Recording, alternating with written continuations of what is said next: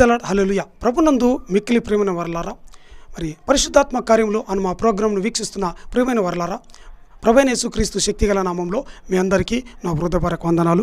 మరి ఈ నాట్య వాక్య భాగ సందేశంలో మరి పరిశుద్ధాత్మ దేవుడు సంఘానికి అనుగ్రహించే అనేకమైన విస్తారమైన ఆత్మవరాల్లో ఒక ప్రత్యేకమైన వరం, 2 వరాల గురించి తెలుసుకుంటున్నాం. హల్లెలూయా. చూడండి, సమయభావం లేనివల్ల ఏంటంటే నా ఉద్దేశం ఏంటంటే ఆత్మవరాలు ఎన్నున్నాయో మొట్టమొదట పరిచయం చేసి తర్వాత ఒక్కొక్క ఆత్మవరం గురించి లోతుగా ధ్యానించడం నేర్చుకుందాం, తెలుసుకుందాం. హల్లెలూయా. ఇప్పుడు కేవలం క్లుప్తంగా నేను పరిచయం చేస్తున్నా. చూడండి, ఈ దినం మరి పరిశుద్ధాత్మ వరాలు సంఘానికి అనుగ్రహించే ఆత్మవరాల్లో 2 వరాలను మనం తెలుసుకుంటున్నాం. 29వ వరంగా అలాగే 30వ వరంగా ఏంటంటే పరిశుద్ధాత్మ అభిషేకించే వరం.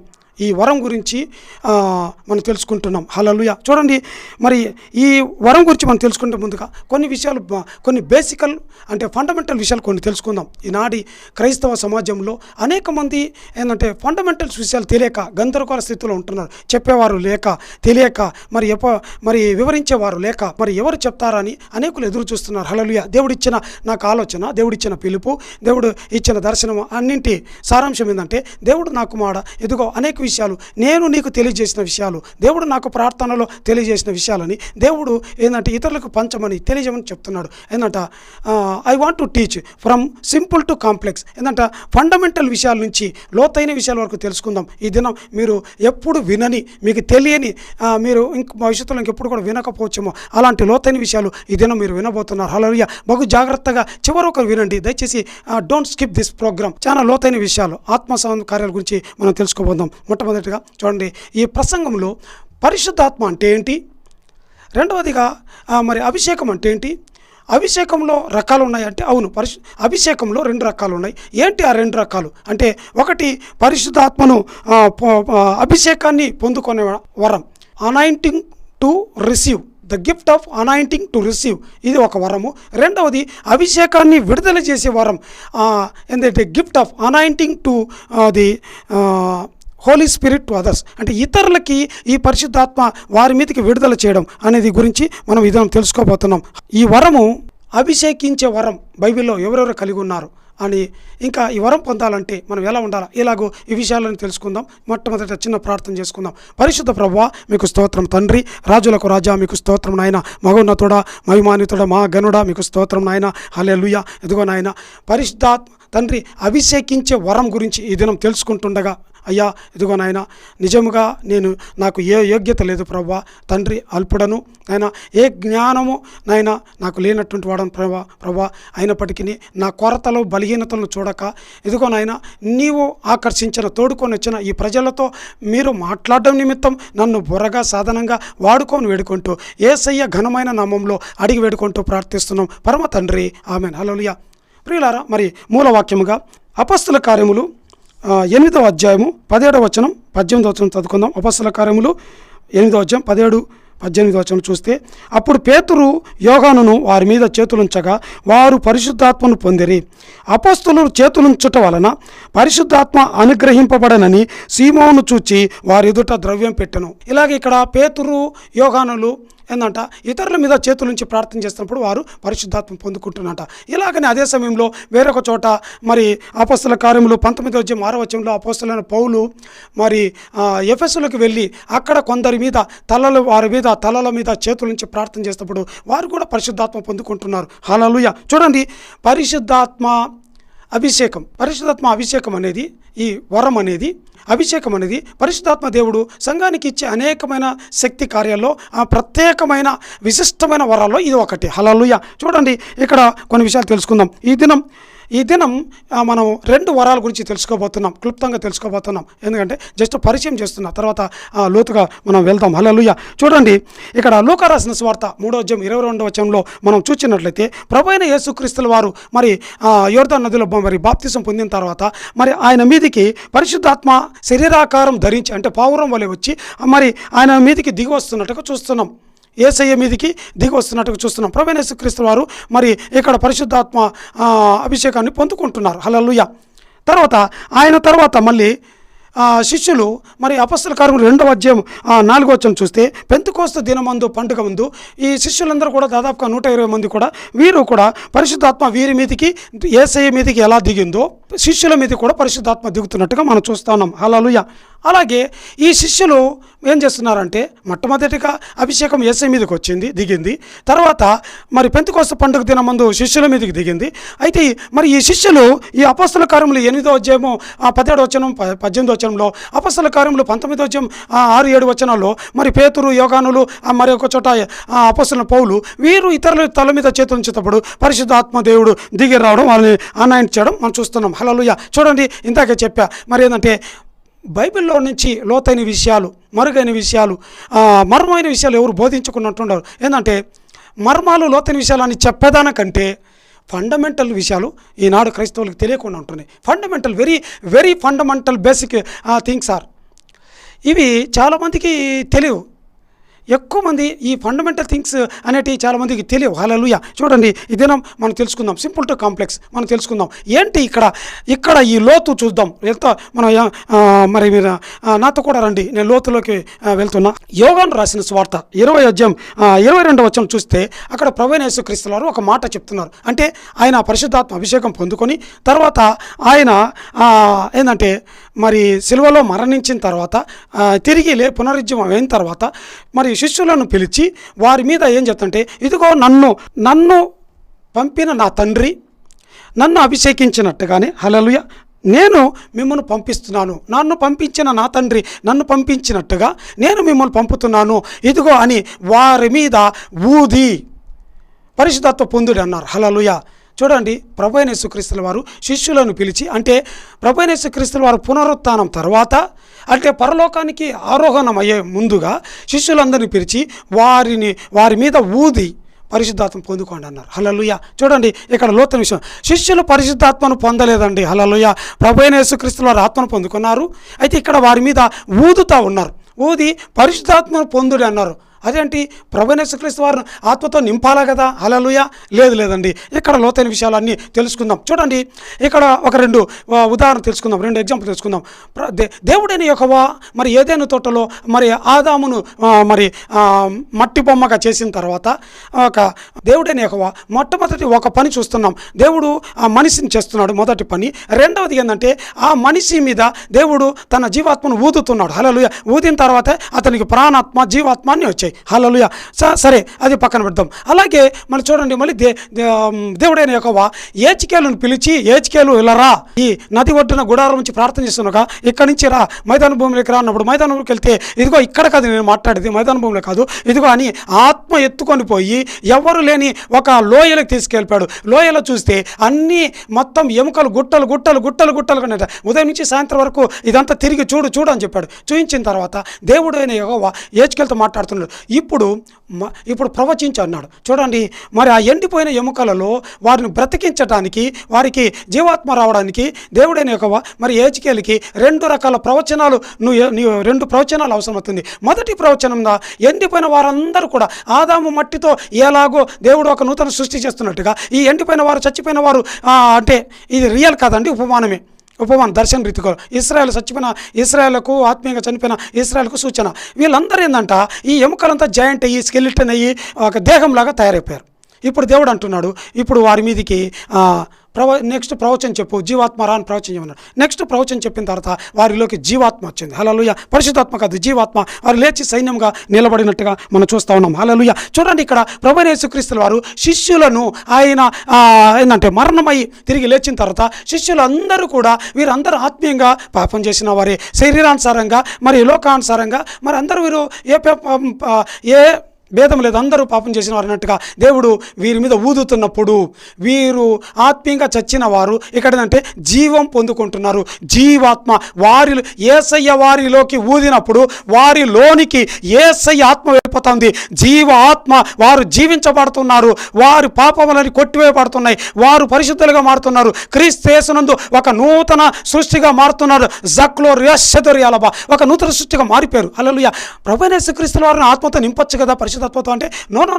చూడండి, పరిశుద్ధాత్మను పొందుడి అంటున్నారు. పరిశుద్ధాత్మ పొందుకోవడానికి వీరిని ప్రభువైన యేసుక్రీస్తు వారిని సమస్తం సిద్ధం చేశారు. వీరిలోకి జీవాత్మ వచ్చింది, వారిలోన యేసయ్య ఆత్మ జీవాత్మ ఉంది. వారు బ్రతికి యేసయ్యతో ఏం చేస్తున్నారంట? సహవాసం చేస్తున్నారు. చచ్చిన వారు, ఎండిపోయిన వారు, ఏంటంటే పాపంలో కొట్టుకొని పోయేవారు, వీళ్ళంతా ఏంటంటే నూతన సృష్టిగా మారిపోయి మరి సజీవులై పవిత్రతతో మరి ఏంటంటే దేవునితో సాన్నిధ్యం చేస్తూ ఎదగడానికి తోడ్పడతా ఉంది. హల్లెలూయా. ఇంకా పరిశుద్ధాత్మను పొందుకోవడానికి ప్రభువైన యేసుక్రీస్తు వారిని సిద్ధం చేయడానికి వారిని ఊదినట్టుగా మనం చూస్తున్నాం. హల్లెలూయా, హల్లెలూయా.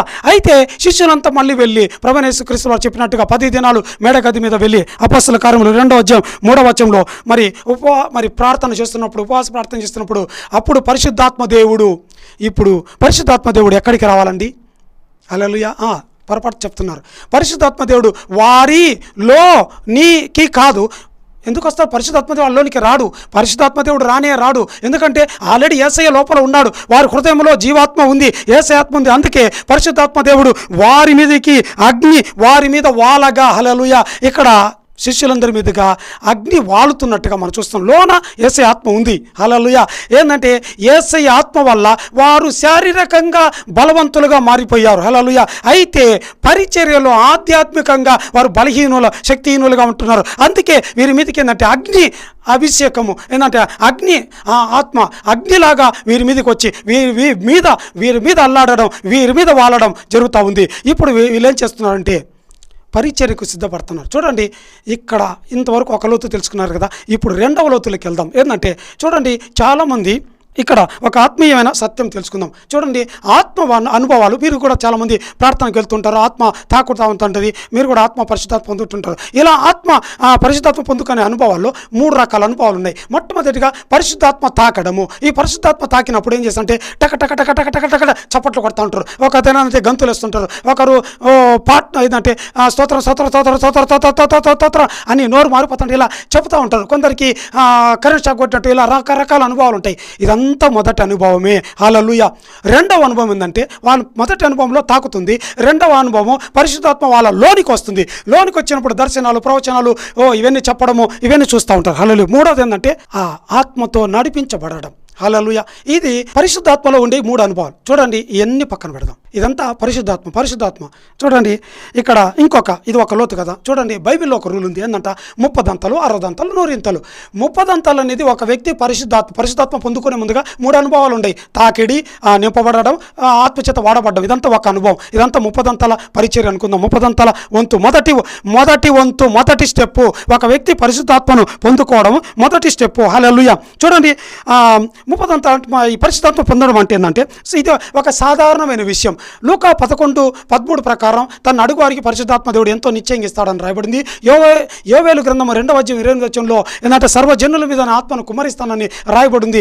ఊరికనే ఉచితంగానే పరిశుద్ధాత్మ పొందుకుంటారు. అంటే నీటి బాప్తిసం పొందిన తర్వాత ఇది ఏంటంటే ఆత్మ బాప్తిస్మము. పరిశుద్ధాత్మ పొందుకోవడం అంటే ఆత్మ బాప్తిసం లాంటిది. హల్లెలూయా. అంటే పరిశుద్ధాత్మ దేవుడు ఒక వ్యక్తిలోనికి నివసిస్తున్నట్టుగా ఒక వ్యక్తిని పరిశుద్ధాత్మతో నింపేటప్పుడు ఆ వ్యక్తిని ఎఫెసీయులకు రాసిన పత్రిక మరి 1వ అధ్యాయం 13వ వచనంలో దేవుని పిల్లలగుటకు వారికి అధికారం ఇస్తున్నాడు. అంటే వారిని పరిశుద్ధాత్మ చేత ముద్రిస్తున్నాడు. వారి మీద పరిశుద్ధాత్మతో ఒక సీల్ వేస్తున్నాడు. ఇతను నా కుమారుడు అని ముద్ర వేస్తున్నాడు. సంచకరువు అంటారు దాన్నే. అలాగా వాళ్ళ ఆత్మచేత నింపబడిన వారుగా దేవుని బిడ్డలుగా ఇంకా 1 కొరింథీ 6వ అధ్యాయం 19వ వచనంలో దేవుని ఆలయంగా మారిపోతా ఉన్నారు. వారు ఈ మొదటి అనుభవం 30 దంతల అనుభవం ఏంటంటే ఒక వ్యక్తి పరిశుద్ధాత్మతో నింపబడినప్పుడు, బాగా వినండి, ఒక వ్యక్తి పరిశుద్ధాత్మతో నింపబడినప్పుడు అతని స్థితి ఎలా ఉంటుందంటే పరిశుద్ధాత్మ అతని లోన ఉంటుంది. పరిశుద్ధాత్మ అతని లోన ఉంటుంది, అతని హృదయంలో ఉంటుంది, అతని లోన ఉంటుంది. హల్లెలూయా. ఎన్నిసార్లు ఎందుకు చెప్పానంటే తర్వాత మీకు అర్థమవుతుంది. హల్లెలూయా. చూడండి, ఒక వ్యక్తి పరిశుద్ధాత్మ పొందుకుంటున్నాడంటే అతని హృదయం అనే ఈ బావి అనుకుందాం. మన హృదయం ఒక బావి, ఈ లోతైన బావిలో పరిశుద్ధాత్మ నివసిస్తూ ఉంటుంది. ఏంటంటే ఆ నివసించేటప్పుడు ఆ హృదయము పొంగి, నా గిన్నె నిండి పొంగి పొర్లినట్టుగా ఆ అనుభవాలు ఉంటాయి. హల్లెలూయా. ఇలాగా వీళ్ళు ఇలాంటి అనుభవంలో ఉంటారు. హల్లెలూయా. హల్లెలూయా. చూడండి, ఇంకా ఒక వాక్యం చదువుకుంటే అప్పుడు మీకు అర్థమవుతుంది. యోహాను రాసిన సువార్త 4:14 ప్రభువైన యేసుక్రీస్తుల వారు ఒక సమరయ స్త్రీతో చెప్తున్నాడు, ఇదిగో నా యొద్దకు వచ్చి, ఇదిగో నేనిచ్చి నీలమును పుచ్చుకున్నవాడు వాడి కడుపులో ఏం ప్రవహిస్తాయంట అండి. వాక్యం తీసి చూసి మీరు చదివితే చాలా మంచిదండి. హల్లెలూయా. 4:14 వాని కడుపులో ఏందంట నీరు ఏందంట ఊరెట్టి బుగ్గలాగా ఉంటుందంట. ఆ బావిలో నీళ్ళు ఒక చెలిమెలాగా పొంగుతూ వస్తుంటాయి. గిన్నె నిండి పొంగి పొర్లే అనుభవంలోకి వీళ్ళు ఉంటారంట. హల్లెలూయా, హల్లెలూయా. అంటే వీరు ఎప్పుడు పొంగుతూ ఉంటారు, ఎల్లప్పుడూ సంతోషంగా ఉంటారు. వీళ్ళలో ఎప్పుడు ఒక సంతోషం, ఒక ఆనందము, క్రొత్త అనుభవాలు, క్రొత్త అనుభూతి పొందుకుంటున్నట్టుగా మనం చూస్తున్నాం. చూడండి, ఇదంతా కూడా పరిశుద్ధాత్మ పొందుకోవడం అంటే ఒక వ్యక్తి లో పరిశుద్ధాత్మ అతని లోన ఉంటుంది, గుర్తుపెట్టుకొని రాసి పెట్టుకోండి. హల్లెలూయా. తర్వాత ఇప్పుడు రెండవ అనుభవం చూద్దాం. రెండవ అంటే 60 అంతలు 30 అంతలు అయిపోయింది కదండి, పరిశుద్ధాత్మ లోన ఉంది కదండి. ఇప్పుడు 60 అంతల అనుభవం అంటే ఈ 60 అంతల అనుభవాన్ని ఏమంటామంటే మనం అభిషేకం అంటారు. చూడండి, అభిషేకం అనేది ఒక ప్రత్యేకమైన వరం. పరిశుద్ధాత్మ అనేది ఒక వరం అయితే అభిషేకం అనేది మరొక ప్రత్యేకమైన వరం. హల్లెలూయా. అదేంటన్నా రెండు ఒకటే కదంటే నో. ఈనాడు అనేక మంది ఏంటంటే తప్పుగా చెప్పేవాళ్ళు, అన్న అభిషేకం పరిశుద్ధాత్మ పొందామంటే నేను అభిషేకం పొందుకున్నాను అన్న అభిషేకం పొందుకున్నా, అగ్ని అభిషేకం పొందుకున్నా అన్న, అగ్ని బాప్తిస్మం పొందాను, ఇలా రకరకాల పేర్లు చెప్తుంటారు. ఏది తోస్తే చెప్తుంటారు. నో. హల్లెలూయా.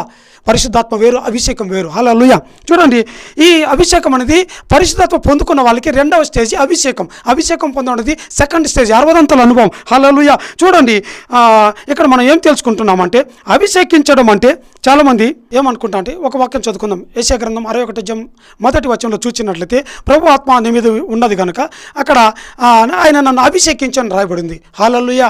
ఆ పరిశుద్ధాత్మను పొందుకోవడం లేదు, ఏంటంటే పరిశుద్ధాత్మ ద్వారా అభిషేకించబడతా ఉన్నారు. అక్కడ అభిషేకించబడడం. హల్లెలూయా. చూడండి, పరిశుద్ధాత్మ దేవుడు ఒకే ఆత్మ ఈ 3 పనులు చేస్తుంది. అంటే 30 అంతల ఆత్మ, 60 అంతల ఆత్మ, 100 అంతల ఆత్మ, ఈ 3 పనులు పరిశుద్ధాత్మ. ఇప్పుడు మనము 60 అంతలు చూస్తున్నాం. అభిషేకం అంటే ఒక వ్యక్తి దాని అర్థం తెలుసుకుంది, డెఫినేషన్.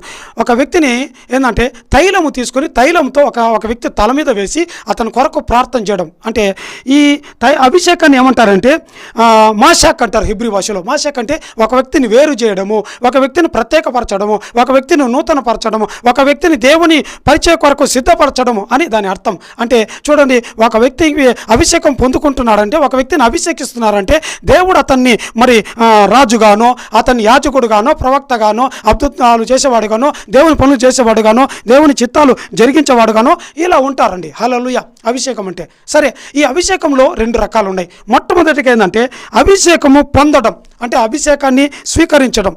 ఏంటంటే anointing, the gift of anointing to receive, అంటే పరిశుద్ధాత్మను అభిషేకాన్ని పొందడం, స్వీకరించడం లాంటిది. హల్లెలూయా, హల్లెలూయా. పరిశుద్ధాత్మను పొందడం వేరు, అభిషేకం పొందడం వేరు. ఈ అభిషేకం పొందడం అంటే ఏంటంటే చూడండి, ఇప్పుడు మనము ఒక విషయం తెలుసుకుందాం.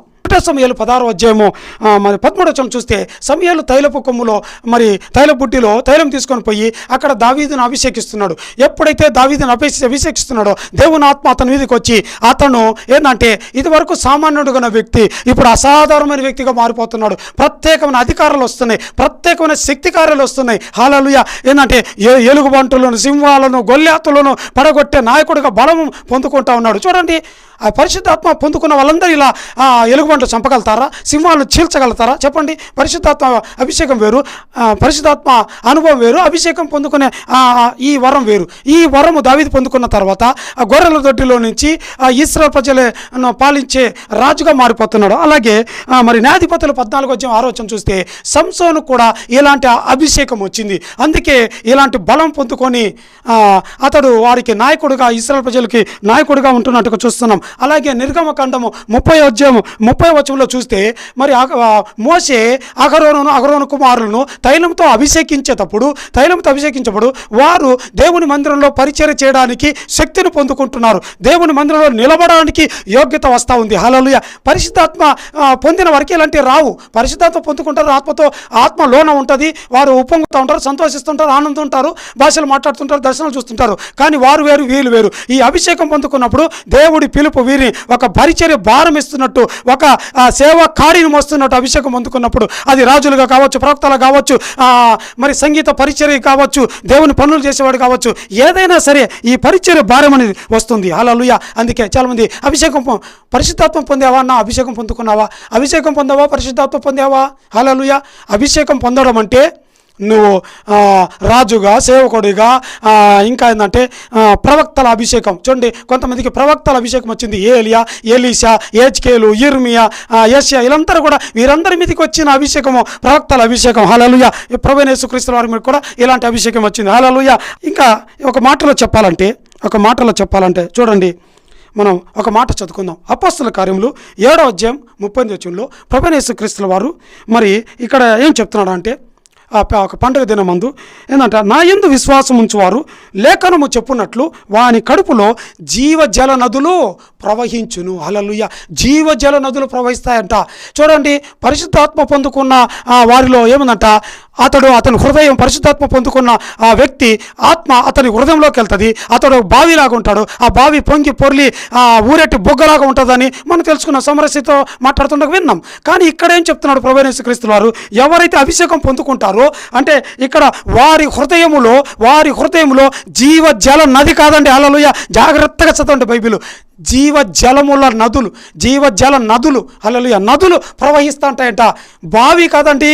వీరు అభిషేకం పొందుకున్న వారు హల్లెలూయా జీవజల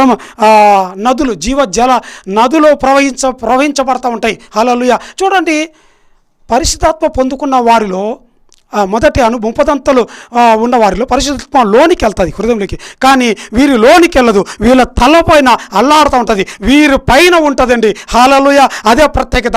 అభిషేకం పొందుకోవడం అంటే అభిషేకం నీ లోనికి కాదు, నీ మీదనే నిలబడి ఉంటుంది. అలా నిలబడినప్పుడు జీవ నదులు నీలో నుంచి ఒకటి కాదు, అనేకమైన నదులు ప్రవహిస్తూ ఉంటాయి. ఆ నదులు ప్రవహించేటప్పుడు సింహాలు అడ్డుకొచ్చిన సింహాలను చీల్చేస్తావు, ఎలుగుబండ్లను చీల్చేస్తావు, ప్రవచిస్తే అగ్ని దిగి వస్తుంది, ఏమైనా జరుగుతూ ఉంటాయి. జగ్లో హసో ఎరమ సందనరిపిన అగర్యాల స్వరాలవ. హల్లెలూయా. ఇది 2వ వరం. ఏంటంటే రాబోయే రోజుల్లో లోతుగా తెలుసుకుందాం. ఇక్కడ 3వ వరం ఉందండి. 3వ వరం ఇదేంటంట, అభిషేకించే వరం. ఏంటంటే the gift of the anointing to release the Holy Spirit to others అనమాట. ఏంటంటే ఈ అభిషేకించే వరం పొందిన వ్యక్తి, ఇతను ఒక వ్యక్తికి ప్రార్థన చేసినప్పుడు తన చెయ్యి ఎత్తినప్పుడు దీన్ని కొత్త నిబంధనలు ఏమంటారంటే హస్త నిక్షేపణ అని కూడా అంటారు. ఇంకొక షార్ట్ కట్లో ఏంటంటే హల్లెలూయా. చూడండి, వీరు పరిశుద్ధాత్మను విడుదల చేసేవారు. ఈ వరం పొందుకున్న వాళ్ళు చూడండి, ఇందాక 2వ వరం తెలుసుకున్నాం. ఏంటంటే 60 సెకండ్ స్టేజి ఆత్మ అనుభవాలు 3 అనుభవాలు ఉంటాయి. ఒకటి పరిశుద్ధ ఆత్మతో నింపబడే అనుభవం, 2వది అభిషేకించబడే అనుభవం 60. ఇప్పుడు 100 తెలుసుకుంటున్నాం. అంటే 3వ అనుభవం పరిశుద్ధాత్మ వీరి లోన ఉండదు, పైన ఉండదండి. హల్లెలూయా. అదే ప్రత్యేకత. వీరు అభిషేకించే ఈ ఆత్మవరం కలిగిన వారు ఏం చేస్తారంటే మొదటి 2 పనులు వీరి జరుగుతుంటాయి. వీరు చేతులెత్తితే వారి ఆ పరిశుద్ధాత్మ వారి లోనికైనా వెళ్తుంది. వీరు చేయెత్తితే ఏంటంటే వారి మీద పరిశుద్ధాత్మ అయినా వాలడం ప్రారంభిస్తూ ఉంటుంది. అది వీరికున్న ప్రత్యేకత. హల్లెలూయా. ఈ పరిశుద్ధాత్మ అభిషేకించే ఈ వరం అనేది 100 అనుభవం, శ్రేష్టమైన అనుభవం, ఉన్నతమైన అనుభవం.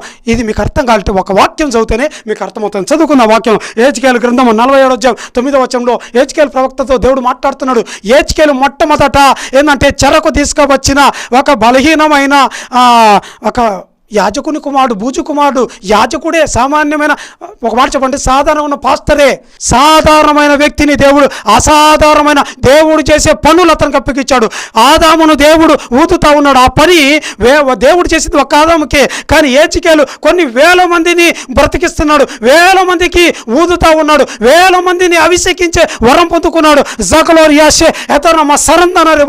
హల్లెలూయా. Thank you Lord, thank you Lord, thank you Lord. Hallelujah. చూడండి, ఇక్కడ హెజ్కేలు గ్రంథం 47వ అధ్యాయం 9వ వచనంలో హెజ్కేలు ప్రవక్త ఒక దేవాలయం నుంచి ఒక నది బయలుదేరుతాడు చూస్తున్నాడు. ఈ నదిని చూస్తున్నాడు. ఈ నదిలో 5 అంచెలు ఉన్నాయి. ఈ 5 అంచెలు దాటిన తర్వాత 9వ వచనం ఏంటంట, ఈ నది ఏంటంట, ఈ నది పారు చోటెల్లా, ఈ మన పాట కూడా పాడుతున్నాం, ఈ నది పారు చోటెల్లా ఏంటంటే జలరాశులు, పక్షులు, చెట్లు గిట్లు అన్నీ కూడా చనిపోయినవన్నీ బ్రతుకుతాయంట. హల్లెలూయా, హల్లెలూయా. అంటే దీని అర్థం ఏంటంటే ఇక్కడ పరిశుద్ధాత్మ వీరి లోన ఉండదు, వీరి మీద ఉండదు. పరిశుద్ధాత్మ వీరి ద్వారా ప్రవహిస్తూ ఉంటుంది. హల్లెలూయా. జీవ జల నదులు ఎక్కడి నుంచో ఎక్కడికి పోతుంటాయి, కానీ ఇక్కడ దేవాలయం నుంచి ప్రవహించే జీవనది ఈ వ్యక్తే. హల్లెలూయా. అభిషేకించే వరం పొందిన వాడంటే అతనితో కూడా పరిశుద్ధాత్మ ప్రవహిస్తానే ఉంటుంది, అతనితో కూడా ఉంటుంది. చచ్చిపోయిన ఎముకలు బ్రతుకుతూ ఉంటాయి. హల్లెలూయా. అందుకే పేతురు నడుచుకుంటూ వెళ్తూ ఉంటే నది ప్రవహిస్తూ ఉంది, నీడ తగిలి అనేకులు స్వస్థతలు పొందుకుంటున్నారు, వింతలు విడ్డూరాలు ఆశ్చర్యాలు జరుగుతూ ఉన్నాయి. అపొస్తలులైన పౌలు కర్చీపులు తగిలితే దయ్యాలు వీళ్ళు తట్టుకోలేక కాలిపోతూ ఉన్నాయి. జమోరి హసన తండ్రి. హల్లెలూయా. చూడండి, ఇలాగా అభిషేకించే వరము అంటే ఇదండి. ఏంటంటే ఆత్మ ఈ లోన ఉండదు, పరిశుద్ధాత్మ పొందుకోవడం అంటే లోన ఉండడం.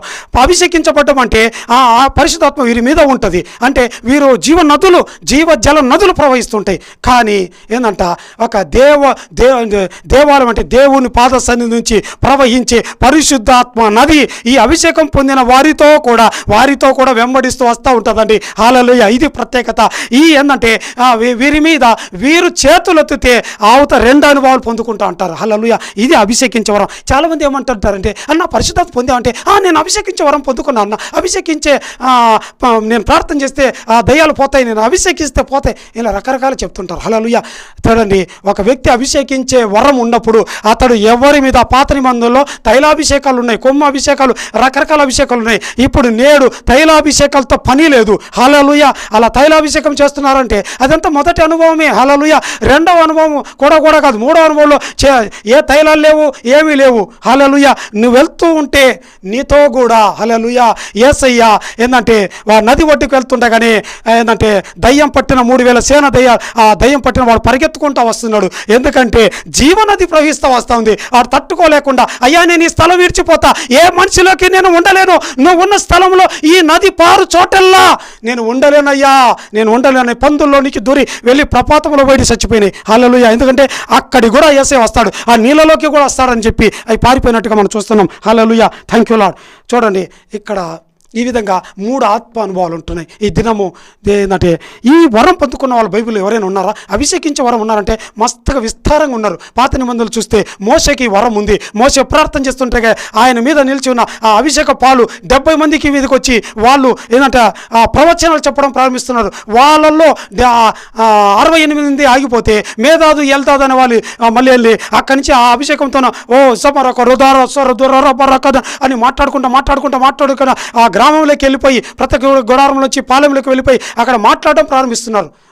వాళ్ళకి ఇంకా పోలే అభిషేకం, నిలిచిపోలా. మిగిలిన 68 మందిలో పరిశుద్ధాత్మ లోనికి వెళ్ళింది, 2 మీద నిలిచి ఉంది. హల్లెలూయా. ఏంటంటే మోషే మీద ఏంటంటే ఈ 3వ అనుభవం ఉంది. అలాగే మరి ఏలియాను సమూయేలు ప్రవక్తను చూడగలం, ఇలాంటి అభిషేకం కలిగిన వాడే. అలాగే మరి ఏలియాను చూడగలం. ఏలియా ఎక్కడ ఉంటే అగ్ని పరలోకము నుంచి ఆ జీవనది అగ్ని నది దిగి వచ్చి ఆ బలిపీఠాన్ని కాల్చివేయలేదా? హల్లెలూయా. అలాగే ఎలీషా కూడా ఈ వరం పాత నిబంధన కలిగినట్టుగా చూస్తున్నాం. అలాగే కొత్త నిబంధన చూస్తే ప్రభువైన యేసుక్రీస్తు వారు శిష్యులందరూ కూడా పొందుకున్నారు. చూడండి, యేసయ్య మీద ఈ అభిషేకించే ఈ వరం వచ్చింది. హల్లెలూయా. అయితే ప్రభువైన యేసుక్రీస్తు వారు వీరికి జీవాత్మను ఊదాడు, మీరు వెళ్ళి 3వ అనుభవంలోకి పోండి అన్నాడు. 2వ అనుభవం వచ్చేసింది వీళ్ళకి. 3వ అనుభవం ఏంటంటే ఇక్కడ పరిశుద్ధాత్మ వీరి మీద వాళ్తా ఉంది. అంటే డైరెక్ట్గా చూడండి, ఈ 3 అనుభవాల్లో మొదటి అనుభవం 30 అంతలు 60 అంతలు లేకుండానే డైరెక్ట్గా శిష్యులు ఏంటంటే 3వ అనుభవంలోకి 100% అవి అభిషేకించే వరం పొందుకున్నారబ్బా. హల్లెలూయా. హల్లెలూయా.